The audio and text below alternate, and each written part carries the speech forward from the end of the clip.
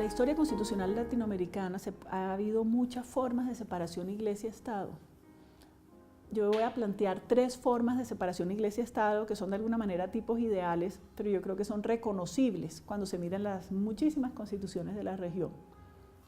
Y las voy a situar en sus dinámicas históricas. La primera forma o tipo de separación iglesia-estado que ha habido en América Latina es el anticlericalismo. El anticlericalismo entre nosotros ha sido hostil a la religión. El gran ejemplo del anticlericalismo es la Revolución Mexicana, donde la hostilidad a la religión llevó a quemar iglesias y tenía una inspiración en la Revolución Francesa, pero también era un fenómeno muy local en la medida en que la revolución tenía un componente indígena y los indígenas habían tenido una historia complicada en la colonización con el dominio de la iglesia. Entonces es una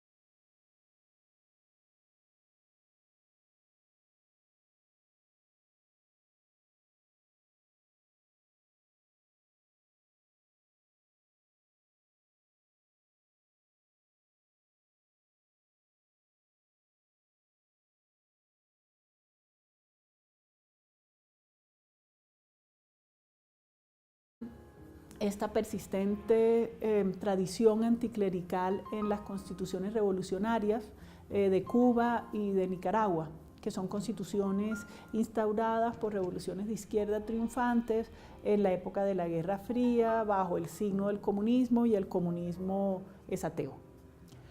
Inicialmente la Constitución cubana sí tiene de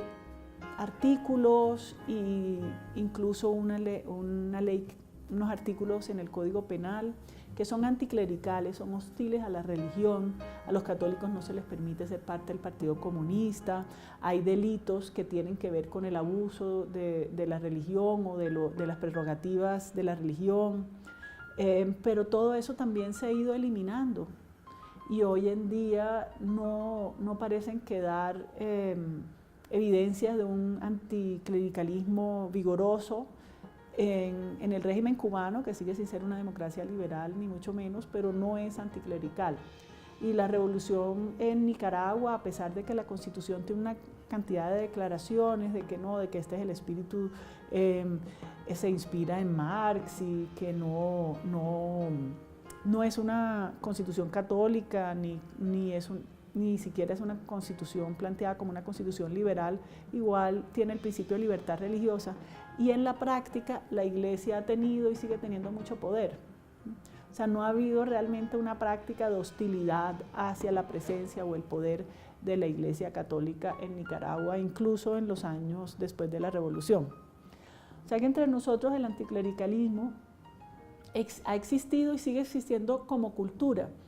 pero no ha tenido un poder suficiente para instaurar leyes que persistan o modificaciones constitucionales que persistan. Eso no quiere decir que no se haya intentado. En Colombia hay constituciones del siglo XIX que son anticlericales, liberales radicales, con un espíritu anticlerical, que limitan la presencia de la Iglesia. Uno de los estados colombianos es el primero en declararse no confesional, y que cuando miran las actas de las discusiones, por ejemplo, de la Constitución de Río Negro, tienen ese espíritu de hostilidad, no tanto hacia la religión, porque muchos de estos liberales radicales eran personas creyentes, pero sí contra la Iglesia Católica, sí contra el poder de la Iglesia Católica, sí contra la oposición de la Iglesia Católica al liberalismo. Y hay ahí una pasión que surge, y a veces hay líneas familiares donde se mantiene, y muchos intelectuales anticlericales en la historia de América Latina publicando análisis del poder nefasto de la Iglesia en la vida privada, y realmente hostiles a la Iglesia como institución y a su presencia en los países latinoamericanos. La segunda forma de separación Iglesia-Estado, que ha tenido más presencia y más persistencia entre nosotros que el anticlericalismo, es decir, más presencia y persistencia que la hostilidad a la Iglesia, es la laicidad liberal. Y la laicidad liberal lo que ha planteado es, inspirada en parte en la experiencia inicial de los Estados Unidos, es la neutralidad del Estado frente a las religiones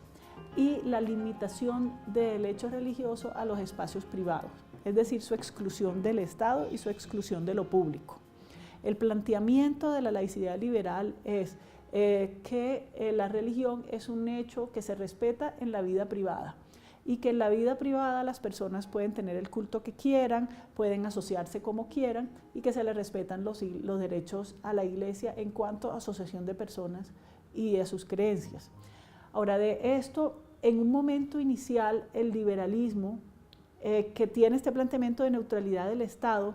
tiene una serie de acciones que limitan el poder que tenía en ese momento la Iglesia como rival del Estado. La principal de estas, que además surge en toda la región, es la confiscación de los grandes bienes de la Iglesia, de la tierra sobre todo. En algunos sitios de tierra urbana, en muchos sitios de la tierra rural.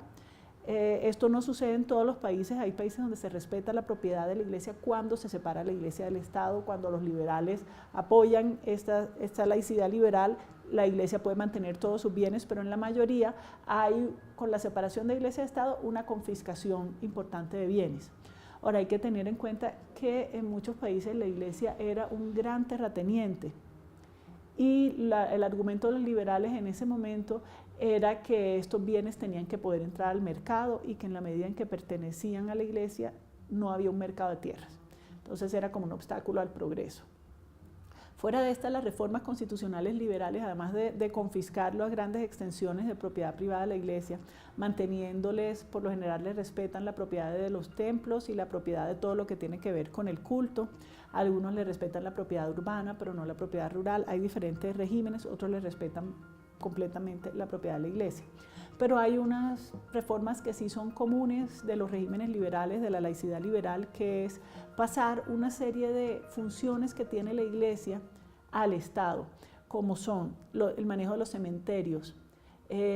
las escuelas, es decir, crear y fomentar la escuela pública, y que la escuela pública no sea controlada por la Iglesia misma, el manejo a veces de hospitales, pero sobre todo el registro público. El registro